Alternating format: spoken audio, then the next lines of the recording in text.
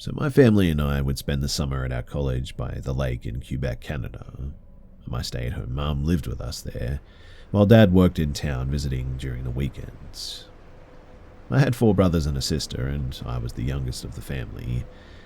And back in those days, I was an 11-year-old skinny kid, prone to be teased a lot about my size, which made me really self-conscious. We were also practicing Christians, and things like nudity were considered a sin. I was therefore prude and would not even be seen in my swimming trunks outside my own family. One summer evening at the cottage, I went to bed in my jimmies with about half a ton of bedsheets on. While summer was still in force, the nights were sometimes chilly, and my mum insisted that we sleep with the window open. Built in the early 1900s, the cabin was in fact 2 cottages that my dad had sort of reunited to make one larger place for the family. My parents had their room in the larger squarish part, while us boys shared the older part that was basically a rectangle reminiscing of a mobile home. My older sister had a separate room as well. The beds were modest, I guess, but comfortable. However, that night, I remember waking up sort of half asleep, a few times as well, to change position because the mattress seemed really cold and hard for some reason. At one point, I felt the bed had become ridiculously hard, in fact, and woke me up for good. The place was pitch black, but I noticed that I couldn't see the nightlight that was always on. It was then that it suddenly struck me that I wasn't even in my room anymore. From what I could see and feel, I was laying down on my back, totally naked, outside on a big flat rock like I was some sort of offering to a god. I panicked. I was terrified because I was afraid of the dark. I had no recollection of why I was out there, and it was way too dark to see if anybody else was there watching me. So I froze stiff, completely paralyzed. I couldn't move a muscle, nor utter a word. I wanted to scream, but nothing came out but breath and a low, almost inaudible sound, which got me even more scared.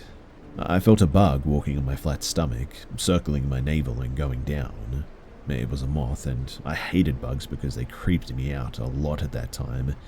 I imagined that I could get into some orifice, my mouth, my nose, or something. Yet I couldn't move to send it away. After a bit, my eyes got used to the darkness, and for the first time I was able to make out where I was. Less than 100 feet or so from the cottage.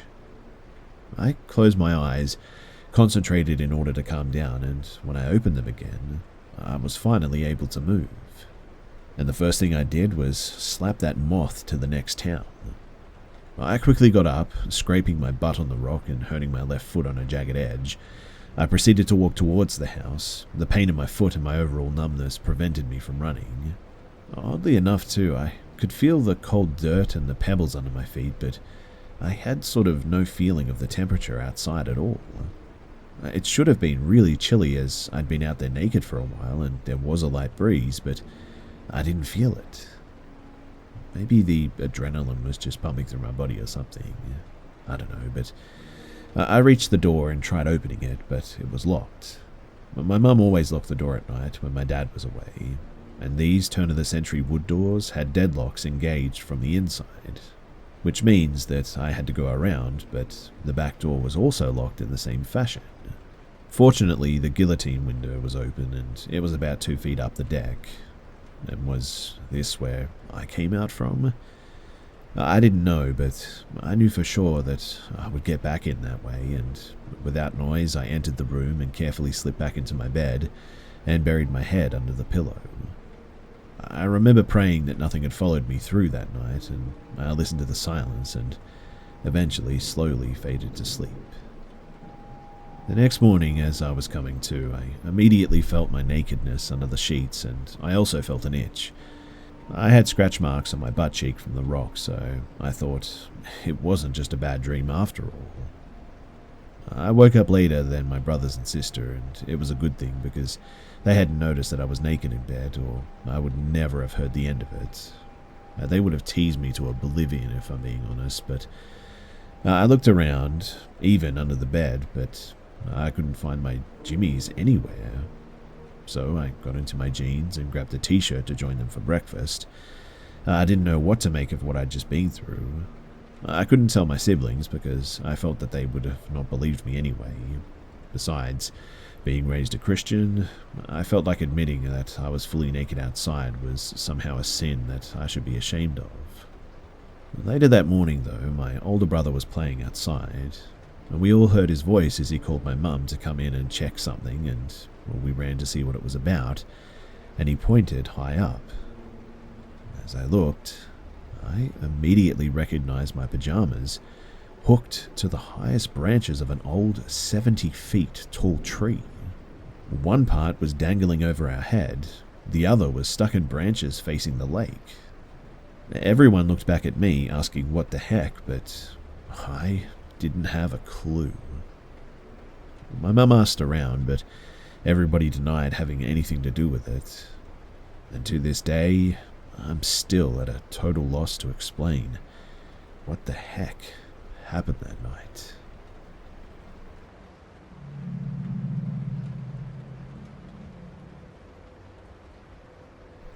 So, I just want to go ahead and apologize up front that this has a lot of build-up. Lots of things led up to what I saw last night, but I feel the need to explain it. So first, I need to give a little bit of context. I'm a painting major at a very old college. It was even a Confederate hospital in the Civil War. Every building has its own ghost story and lore. Other students seem to have fun, spooky bonfire ghost stories, but no, not the art building. We just have some genuinely scary stuff, I guess. We've dealt with things flying off the shelf, voices, whistling, knocking, footsteps, phantom elevator riders. But last night was my most intense experience by far. The building is open 24/7 and my painting final is due today, so obviously I was up there late last night. The painting final was the last on the roster for the building, so most people had cleared out, drove home, semester over. So I was up there alone for quite a while. I was painting silently when I heard two very distinct loud knocks. There's two problems with this. One, nobody came in, and two, I heard it directly in front of me, not behind me, meaning that it came from the window and not the door. But I'm on the 3rd floor. I just kind of froze and waited to see if I could hear any kind of footsteps or sign of human life or something. But it was silent. I went back to the painting, and then about 5 or 10 minutes later, the door opened behind me, and my friend came in behind me, and we both jumped pretty hard, which isn't like him. He apologized for his squirreliness and worked on his painting silently. He's not a squirrely or quiet guy. He is normally a loud, flamboyant, raunchy character, 24/7 too, who famously does not really get scared by much. I mean, every time the air conditioner would rattle or the wall would creak, we would both snap our heads up and confirm, was that the AC? And yeah. Something about the energy was just so anxiety-inducing that night. I fixed myself a cup of tea to calm my nerves, but the anxiety just formed a migraine. Another 5 minutes later, my boyfriend came in. He also looked a little worse for wear. He turned to my friend Jamie and said, "Who were you talking to in the illustration room?" Jamie tried to correct him. "I wasn't talking to anyone. I thought that I heard someone in there, but I was wrong." We all perked up a little bit as Justin said, "But I saw you in there, talking to a man. You two were by the window." Jamie said, "I heard someone talking in there, but when I looked in there, it was empty. I was standing by the window to see if the sound was from the sidewalk, was traveling in or something, but there was no one outside or in the room." We sort of sat in silence for a minute. I'm the only one in the group who believes in the supernatural. They don't. They vehemently hate ghost believers. I don't think anyone wanted to admit what they were thinking, but after a moment, Justin said, "And someone was knocking on the printmaking door earlier too." I hadn't told him about the knocking. I didn't even want to talk about it at that point, to be honest, but me and Justin were supposed to hang out that night. He left early due to a migraine. We both had migraines from the stress, I think. I stayed up there, though, with Jamie for another half an hour, still anxiety-ridden the whole time, absolutely shaking in my boots. I just couldn't get myself to calm down. I decided to go for a walk just to get myself out of the room for a bit, but that was a really bad idea. So as I was walking down the hall, I suddenly felt an intense, crushing, instinctual fear. The I'm in the woods and a cougar is after me fear. I couldn't see or hear anything. In fact, it was just so silent I could hear a pin drop. But I felt like I was being hunted. It's hard to explain, but I went from a little stress to I'm about to die in like half a second. It was horrific, and I stood there for so long just sweating it out. I felt a little smidge of bravery eventually and stomped my feet. I don't know why, I just wanted to give it a hey, to heck with you sort of thing to bring my courage up. I'm a strange person, I know that, but that will become absolutely obvious when you hear this next bit. So I started speed walking to the drawing room, and in the drawing room we have a real human child skeleton named Derek, and sometimes I go in there to talk to Derek. I know, it's weird. I'm not a perfect person, I know that, but let me talk to my toddler skeleton in peace, okay? Anyway, I got in there and turned on one of the spotlights, which is just enough light for me to get around, and headed back to Derek. I vented my grievances to him, and after a pause I said, I'm sorry, and was cut off by a loud bang behind me. I did not stay to see what it was, did not turn around, and honestly, it sounded like one of those spotlights jamming into the concrete floors. I ran out of there as soon as I got my body past the threshold of the door, and I poked my upper body back in to slam the light switch back off. That was when I saw it.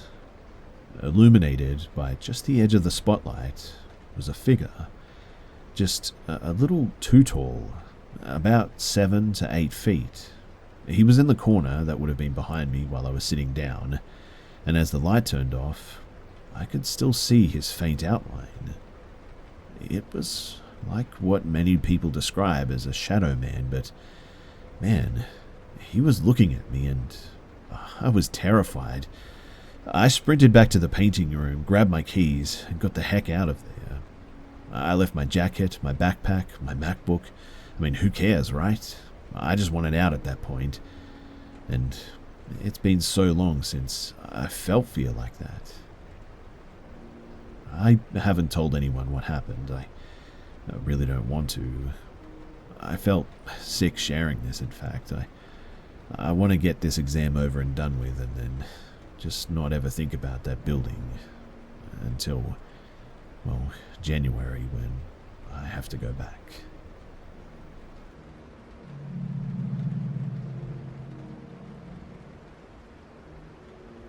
So this happened last year between Christmas and New Year's Eve. I'm from the French Caribbean, so it's not unusual to go scuba diving during Christmas holidays. So my family and I, 25-year-old female, booked a few dives. They're really good scuba divers, way better than me.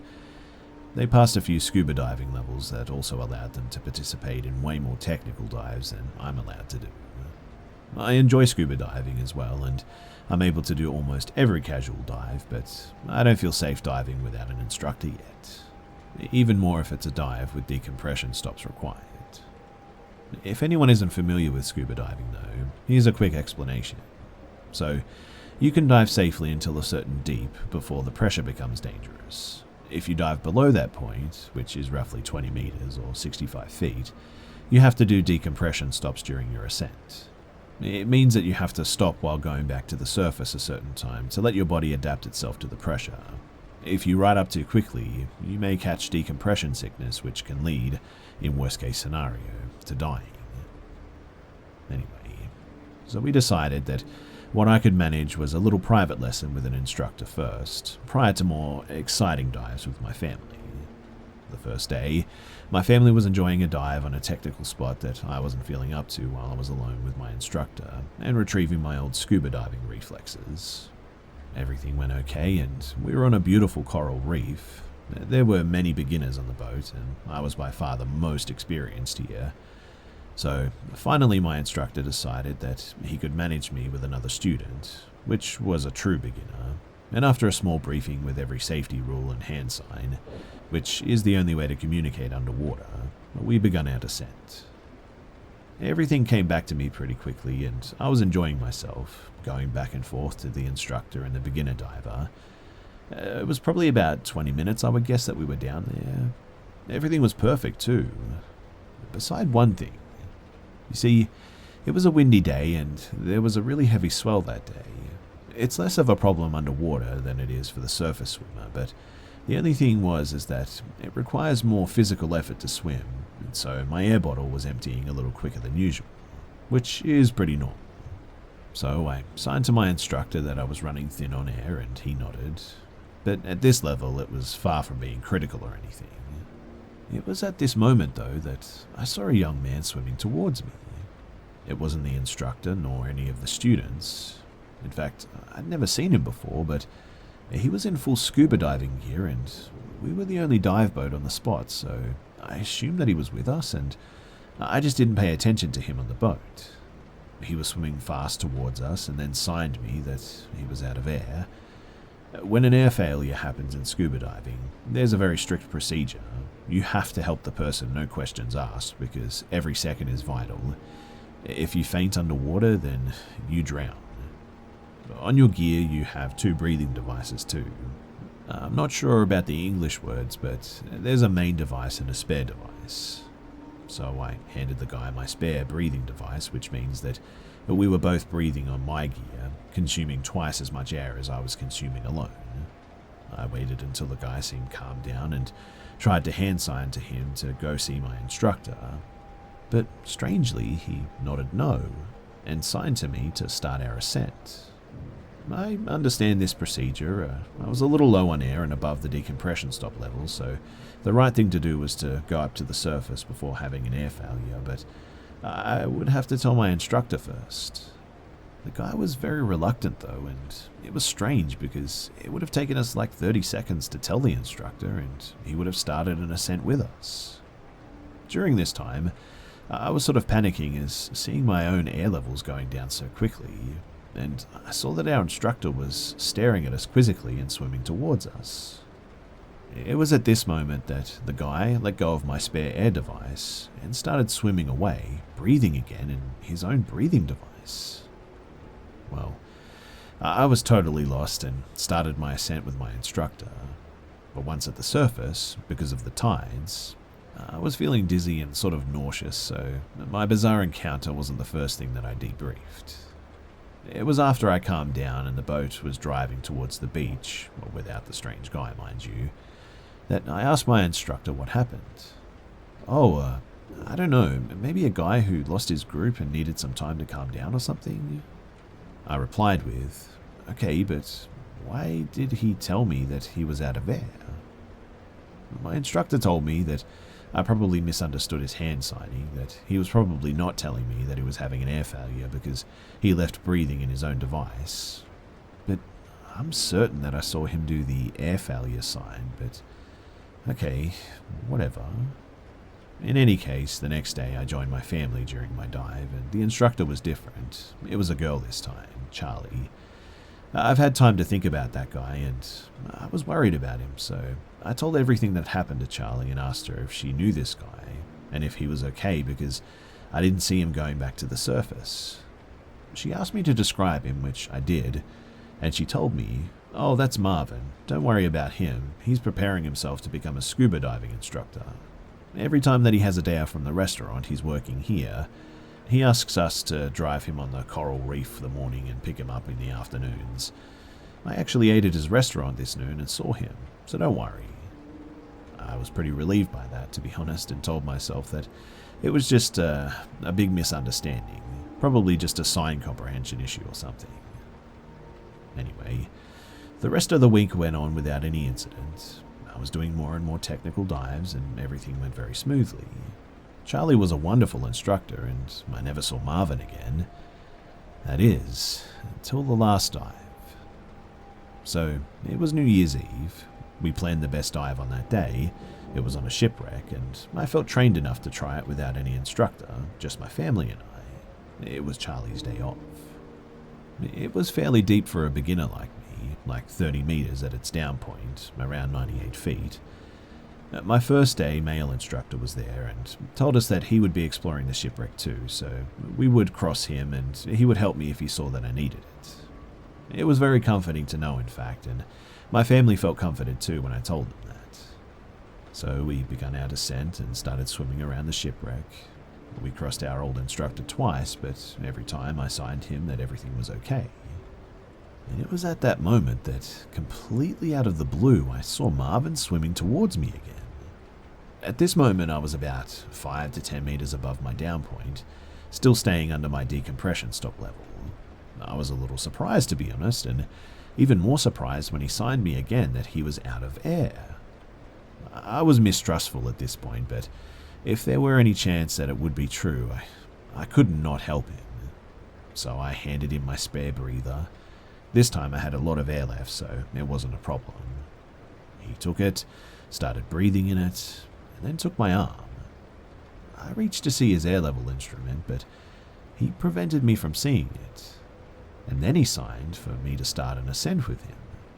I immediately said no. I wasn't at my deepest when he reached me. I had been deeper at this time, but I had decompression stops to do, so I saw that my father saw us, but he quickly looked away, probably not understanding what was going on. I tapped at my diving computer, a device which calculates when and how long to decompress, to signify it to him. He shrugged, smiled, and then just started swimming up, still holding me. I was sort of paralyzed for a few seconds, and the thing that helped me react was that my diving computer was telling me to stop and decompress right now. I then understood, though, that I was now in pretty serious danger, that if I let him do what he wanted, I could die from the bends. I then started screaming, only to remember that no noise can be heard underwater. I started wriggling frantically as I saw my father and sister way below me, my diving computer alerting me more and more intensely. At that moment, my father saw us and he reacted. He swam very quickly towards us, and I managed to hit this guy as my dad grabbed my ankle and suddenly dragged me deeper, and the guy then quickly swam away. My dad dragged me deeper again, and then we waited for a very long decompression stop to ensure that I would be okay. Then we started heading towards the surface very slowly and cautiously, and on the surface, I just started crying frantically and went back to the boat. My father then told me that he thought Marvin was my instructor and that this is why he wasn't surprised at first. I then told my instructor everything that happened, who took it more seriously this time, and he told me to show him Marvin when we go up to the surface. The thing is, he never came. The next day, though, on New Year's, we went a last time to the scuba diving club because my little sister had a diploma to collect, and we saw Charlie. Still choked up, I told her what happened with Marvin, and then she stiffed.